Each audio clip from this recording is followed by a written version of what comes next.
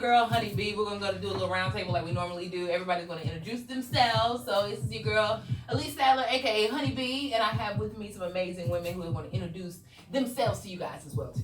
Hey, y'all. Slitty Bug here. Hey, Queen Audrina in the house. What's up? I am Sasha Duval. And I am Lady E. So this is the crew, right? This is the crew, the FLIPSIDE crew. And today we are going to get into emotional chess or checkers when it comes to these creatures that we call men. Okay? They're lovely beings. Aren't they? Can't live without them. And you damn near can't live with them half the time. Right. So I know that's what the saying says, but I swear to God, y'all just, if y'all can just work with us, we want you. We do. Just work with us. Like, please, please, please. First question we got out there. Emotional communication in men. Do you guys feel women require or expect too much emotionally from men? I think it depends on the woman's personality if they require, because some women require a lot emotionally from men, and some women aren't bothered when men don't talk to them or aren't emotional, and that probably has something to do with the compatibility of their personality with the man. Like, I require a lot. What's a lot? I'm extra. So I think that's a measure as well too. You know, I think women, we have to start being more specific, because what I've learned with the male simplicity aspect, and they want you to think, and yes, men, I'm talking about y'all want us to think, men want us to think that they're very simple creatures. Right. That's their fallback all the time. Oh, we're easy, we're so simple. Okay, well then how do you feel about ABC XYZ? And they have absolutely no clue, you know, or they don't have the vernacular in order to express it emotionally how it made them feel. A lot of times they start articulating about everything else around it, but not what it is that they feel truly to them. So what is a lot? Like, do you feel like women don't necessarily take that time to know what it is that they truly require, and if it fits the scope of a lot, or if it's just them? I think for me, a lot is, like, I don't have to be under a man every day. I mentioned this before. Like, I need, like, I'm on a mission to do stuff. So I don't require where I have to literally talk to you every single day. Although, if I am in the same house and we married, then yeah, that's a different story. But dating-wise, I don't have to. But if I know that you're good and we communicate, at least say, hey, King, how are you? Blah, blah, blah, like that. Yeah. And I know you're doing your thing, I'm cool with that. I don't have to have 2-hour, 4-hour conversations every day. And I'm wanting everybody to give their perspective, but also I want you to relate it flip side wise to women generalized, because I think the general statement is women are way too emotional. And because women are way too emotional, because men will put too on there, meaning it's too much. Right. You know, so I want you guys to also speak on the dynamic of where you are personally in regards to what you feel like, if you feel like women expect too much from men emotionally, and then from the generalized statement, you know, that women are too emotional, so they have all of these high standards of expectations. When you put two on there, it also makes a woman feel like something is wrong. With them needing that. That's just that woman. So there's no such thing as two, really, because if that's what you need, then that's what you need. Some women may not need as much. But I think too many times makes women feel like, you know, I'm too much of this or not enough of that, and that's not accurate. Think about the men in Hollywood and the women in Hollywood, and how there's this label of Halle or J-Lo, whoever, being crazy when they get divorced, but you have just as many men divorced just as many times, but they're labeled differently. So I think it is definitely a sexist thing in terms of how women and men are viewed in their emotional states or whatever they need. But for me, I'm a big communicator. So as long as you can articulate your thoughts and you're authentic and just are able to ask me what I need, I'm good. But I don't consider myself. I don't know what too much is. Very subjective. So I don't think there is a too much. Right. I think each person knows what they need, knows what they want. I think that's the key: knowing what you need and what you want. So then, therefore, you can get the person that can give you that, compared to not. With the issue is when people don't know. Exactly. And then they're basically this passive aggressive struggle with this person because it's like you're not giving me. And if you're with that person that makes you feel like you need too much, you're probably with the wrong person. Right. Yeah. Because if you're with the right person, you're not gonna feel like it's too much or not enough. You're gonna feel like it's just right. Right. Yeah. I don't know that it comes down to being too much or too little. I think it comes down to expectation. So it's a matter of what you expect as an individual, whether you're a female or a male. I don't think it necessarily has to do with emotion. Yeah. I think it's just all expectation. So as a human being, I can speak on me. Like, I expect communication. So if I'm harping on somebody for not communicating, it can be deep. Oh, you're just emotional. I'm like, no, that's my expectation. Right. And, you know, so I think that there is a fine line of separation between expectation and emotion. And I think women get a bad rap because women will require expectations more than men. Agreed. Right. Agreed. And so a lot of times men will take us harping on our expectations as nagging. Yes, they both You know what I'm nagging, saying? being emotional, Yep. just chasing me, get Yep. off my bed, get off my But leg, I right? Like, you know that whole But like now somebody clingy. who like that. But I think the reason why is because when women have expectations, we usually do press. Like but when men have expectations, they just leave or cheat. Right. Or like men most of the time don't talk. Not all men, but most men don't talk as much or communicate as much as women. So women, if they have an expectation, they may fall in love with your potential and just say, we're gonna get this to work out. But men, if you cheat or if you don't cook or if you don't do something that they really need you to do, they're usually just gonna find somebody else to do it. Yeah. So I think that's why I think they have expectations too. I think they just show them in a different way or they respond or react. We tend to give more chances. Yeah. And truth be told, men are just as sensitive, if not more. Yes. So 2020 men are more sensitive. So Girl, listen, Right. that's a whole sermon. 2020 men are So, sensitive. What I think whole we can do a whole justice too, because we know it's cultural. We know that, especially in the Black community, I can't speak on a lot of others. In our community, a lot of men are taught, don't cry, don't show emotion, don't do this at a very I young want to age. speak on that too. And so for my son, I encourage him. He can tell me, "Mommy, I'm mad," and then articulate what he's mad about. And I'm like, I'm not only helping. You're not only helping me to help you, but this is going to be something that someone's going to thank me for, as a mom, because he can articulate. And how many times have we wanted to know what's in a man's head and what's in his heart, and we can't, and that frustration is really difficult. Yep. That's very frustrating. It is. And it's a matter of like, how do you get those thoughts and such out of their head, right? Because their ego protects their ability to be transparent. You can literally have a 2-hour conversation with a man and he'll be like, okay. First of all, and then because here's the problem. You have a 2-hour conversation and an hour and 50 minutes is her. Right. That's that that normally is what happened. Like she's really the one that he's allowing her the opportunity to get her emotions out, thinking this too shall pass. Let me go ahead and let her get it out. Right. Let her get it out. That's not what we're looking for. And she just sitting there, she's dumping, thinking that, oh my God, he's listening to me, when the whole time he's literally like, I cannot wait to get to this game that starts at 7. That's why I made the electric bill. Right.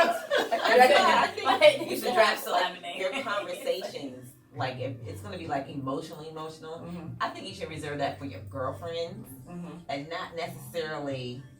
Because like we just said, men take that as nagging, as like, oh my gosh, she's talking about this again. If you feel like you have to continuously talk about it, and then I think you should leave that for your girlfriend and have the conversation like at least once or twice. Otherwise, I mean, listen, know your man. Continue. But that's Know your man. Like if you're not gonna leave him, listen, if you're not gonna leave him, and you've been having the same conversation with him about the same thing, about him opening up emotionally to you, and you have not gotten the results from it, then I agree with you fully, Lady E. Say that for your girlfriend. Because if you value what else he provides more, other than your emotional security, then leave that for your girls, because they're going to be more understanding and empathetic of hearing what you have to say versus him, because he's like, if you are with him because of what he provides for you outside of the emotional security, like financially, then honey, evaluate yourself. Like if the financial security is more than the emotional security, find a healthy outlet to get out emotionally what you need to get out, and leave that man to be. And on the flip side, ladies, don't play this little role of all this stuff I'm gonna suppress because I'm trying to get to a certain space. Man. And then when I get to that space, dude is like, well, who is this? When I get that ring on my finger, when I get that title, all of a sudden now I feel this that I can unleash and now express. Women, there's a lot of women that feel like, okay, I'm trying to get to whatever level, so you suppress this stuff because you don't want to fall into the label that you're thinking. And there is no label, and that's what I really hope that everyone can understand. Like, you have to genuinely connect and be yourself. I like that. I like that. Authentic. That's the way y'all can connect. If this person's getting to know someone else, there's gonna be a rude awakening at some point. Like, just be yourself from jump. And we call this episode chess, not checkers, emotionally, because chess is the long game. You know, that's it. Get chess, that ring, and then you change up. Your whole strategy changes. Because now you got to that point, like your king won, your queen, whatever the problem. Play chess, but I know like, but I know like that there's like you gotta like plan your move, your next move, and like you gotta plan moves ahead. So 3 moves to ahead. that point, right? So like okay, I'm 3 moves ahead, so I'm 3 moves ahead of engagement. Then once I get to engagement, then it's like bam, now I gotta plan my next 3 moves before marriage. So to that point, that's where that chess comes into play, because you're now planning. You're not reacting to what your plan was 3 moves ago, and now you're planning for the next one. And it's always going to be and that's not to put the accountability on the man as well, you know, too. Because ladies, if you are requiring that emotional connection to your man, and understanding, Chandra was saying, you know, Miss Sasha Duval, she was saying that there's a lot of stigma, especially us as Black women and Blasians. You know, who date primarily within our race and our culture. We understand the stigma, men, that is associated with the suppression of your strength in regards to your emotional vulnerability and your emotional intelligence. So we get it. However, at the point in which you meet women who require and expect for you to articulate that, she's trying to help you. If she is willing to understand that this is what you're going through, then her coming to you and saying, I get it, but it's time for you to be accountable and not use it as an excuse anymore. Listen, pick up your ball and go home and leave her the hell alone if you don't want to be accountable and you don't want to deal with it. But if you love her and if you want her enough, if she is good for you, you know what? Go to therapy. If you realize that it's something that you're going to have a hard time unleashing, but you desire to please her, go to therapy. Go get help to be able to be vulnerable in that capacity. They got too much pride for that. Because she's going to end up, she's going to leave. If that is a requirement of her, she is not going to stick around. She's going to leave, and then you're going to end up becoming heartbroken, and now you're going to be a savage, and you're going to end up screwing over 3, 4, 5 different women because your heart broke because you wasn't accountable. A lot of men don't like that term requirement. They feel like it's an ultimatum, and that's what keeps them from doing a lot of things. Like, if you're requiring them to do something, then I think that keeps them from doing a lot of things because of their ego. But again, if you have the right one, they won't see it that way. But if I can say, you have a standard. We should have standards and requirements to make them come up. Otherwise, they can go and do whatever. But if you have a requirement and a standard for communication of how you're going to treat me, how we're going to do this, then they should be able to be like, okay, I'm gonna step up. I'm gonna do this because I'm going to invest my time and my energy into her. So I'm going to meet her where she needs to be met.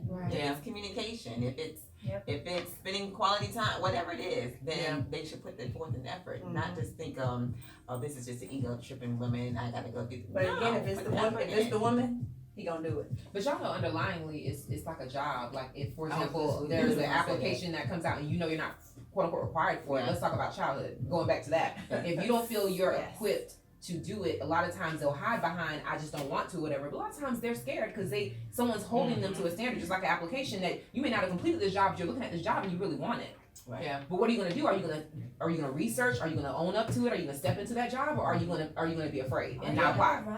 You know, you do. Like, and you're going to crawl into a ball like a coward.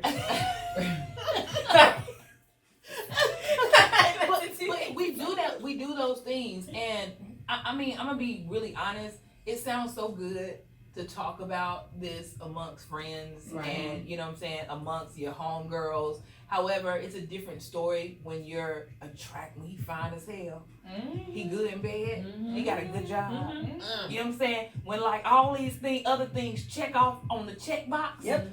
And that one thing don't check. That's what get you trapped though. That's what get you Just trapped. the one. It's just the one thing don't check out. But is that one thing the thing that's makes your must have? Little Bug just said it. She said there are certain things on that list that are non-negotiable. Yeah. Right. And you have to figure out whether or not it's a list. And then it's a highlighted non-negotiable that comes with that as well too. And so if that is something that's on the non-negotiable, then definitely. But that's what messes with. We fall in love with potential. Right. So if we see 10 things that's off the chain, and then that one non-negotiable is not there, we're like, we can get it. Okay, Right. we're gonna work that one out because we got these 10 things, and he has the potential to be this person. So at least I got all these other things. So we fall in love with potential. Right. Men don't do that. Right. Men do not. If you don't play the part in the beginning, they don't look at no potential. No. Right. And I saw a quote that resonated, and I will never forget it. No matter the person's potential, you have to date their reality. Right. Yep. That's So who gives a fuck about potential? We have to throw potential in the trash. Yeah. That's where it belongs. And stop, because when there's potential, there's excuses. So then you start making excuses for why this person is good for you because you're leaning into their potential versus what is the reality of the situation? What's the reality of this person in front of me? And understanding and accepting that, and then deciding if you can date. Yeah, because after a while, what happens is women we keep falling in love with potential, and then you end up like Megan Thee Stallion. You can't. I'm a savage.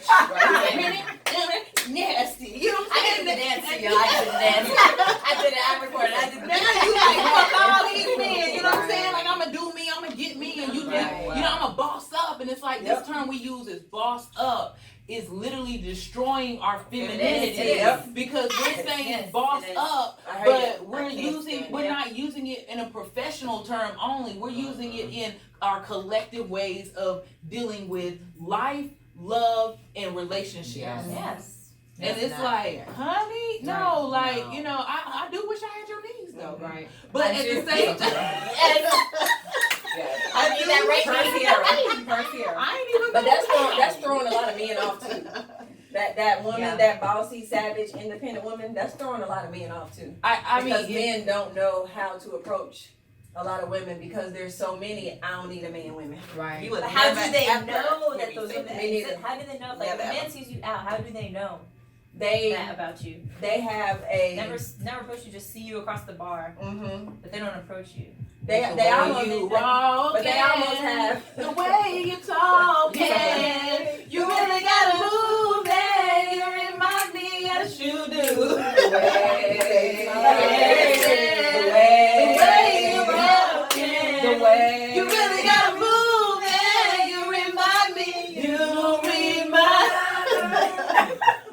So men have a idea of what a savage is, right? And when they see a woman out, somebody who fits that image or that perception in their mind, walk, talk, air, energy, you know what I'm saying, aura, their primal instincts kick in. Right. I think some men have gotten lazy. That too. And when I say that, I mean it used to be back in the day they kind of size you up and be like, okay, I need to approach her like this and this like this. Now they just honestly default because the majority are unfortunately the savage. Yep. So now they default and get their little feelings hurt when they approach you because they're like, you got the wrong one. You know, so it's unfortunate. But I think one thing I've been doing is I write down from all my experiences those non-negotiables. As we travel through dating, as we go through our experiences, write those down and have them somewhere, even if it's in your phone or your notes. Somewhere where, honestly, when you first are getting to know someone, you pause and you look at that list, and if you don't even, as fine as they may be,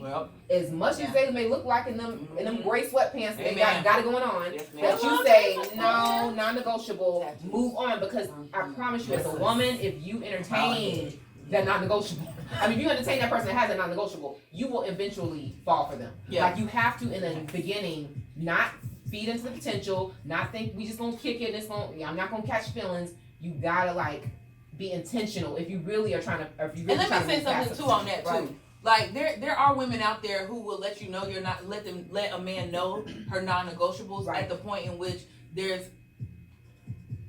what's the word? At the point where there's mutual feelings between the two of you. However, if you don't check that box off after she told you that, it doesn't mean she will not stop talking to you. Right. Yeah. Right. It will not mean it will not mean that she will not stop fooling with you in a certain capacity. Right. You know what I'm saying? But she will not commit to you. Right. Right. So understand that. Yeah. Like there are women out here that will do that, and that's absolutely fine. Until y'all come to a point where y'all have mutually agreed that this is what you are, y'all have agreed to goals and plans and have articulated exactly what y'all have defined yourself. Right. Don't think that she your girl. Right. And ladies, 'Cause- don't think that that the time is gonna make the non-negotiables go away. Yeah, Right, because Doesn't they'll happen, be quick to be like, oh, I there's this non-negotiable, but I like him, and as time goes on, then they're coming to him, pretty much pressing him about changing, and that's not fair to the guy. On the flip side, I'm doing it plain flip side. Nah, that's good. That's I good. always say have 5 non-negotiables. Girl, 5. I mean, to start off with. I'm listening, girl. I mean, only because I need help. you know I have my list of 82. I know. Oh, 82? Girl, listen. But they're 82 You missed things. that one. She get married to Jesus. No, these are 82 Or things. Paul or Somebody. He a whole disciple. Jesus or his homeboys. It's gonna be one of them. 82 things in my phone are not things that I just don't like. These are Right. things that I've noticed that I do or I don't like. I love but that. I do have 5 non-negotiables that I look at every You have person. expectations and non-negotiables. Yes.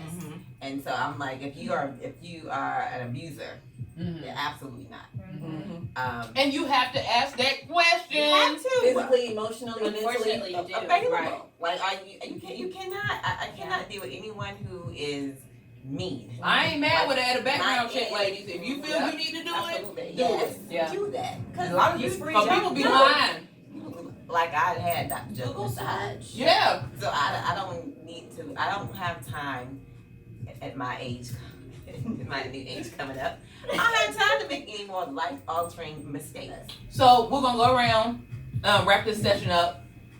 Let us know, ladies, what do you feel like men can do to because I don't want to lead into this session as a bashing thing. Right, absolutely. I want to come out of this as solutions. Yeah, As absolutely. you know, as women and men, women that we can offer to the men to help them be more emotionally available.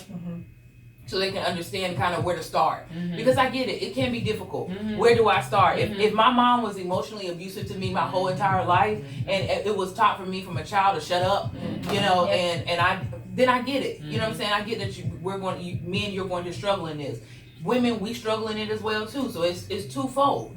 So I want everybody to go around and give, just kind of wrap this thing up about what you feel like a solution can be for men to be more emotionally vulnerable and available to the woman in which they desire to give their heart to.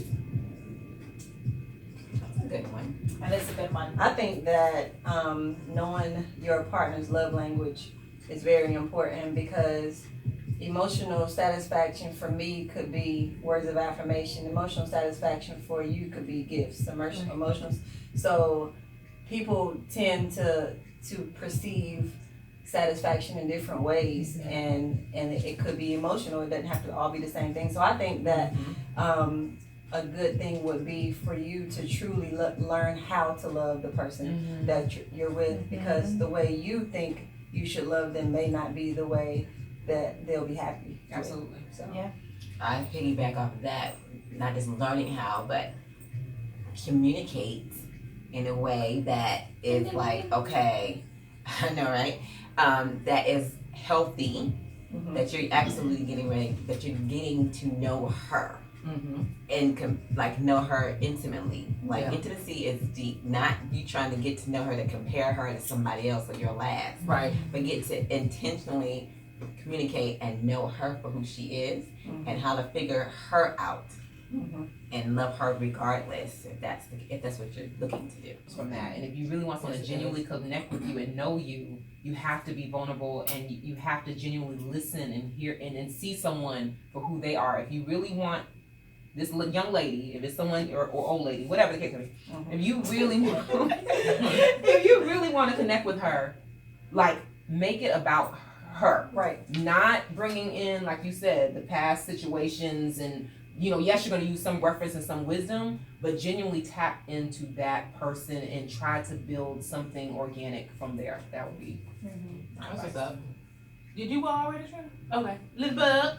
So I think it's like a combination. So I think love languages for sure. Like it's important to understand love languages, but I also think in addition to that, it's important to understand what encourages that person or motivates that person, because then you play into that. So if it's you understand their love language so let's just say communication, because I can use that as a prime example. So the person that I've been getting to know made it clear, like, I'm bad at communication. Great, cool.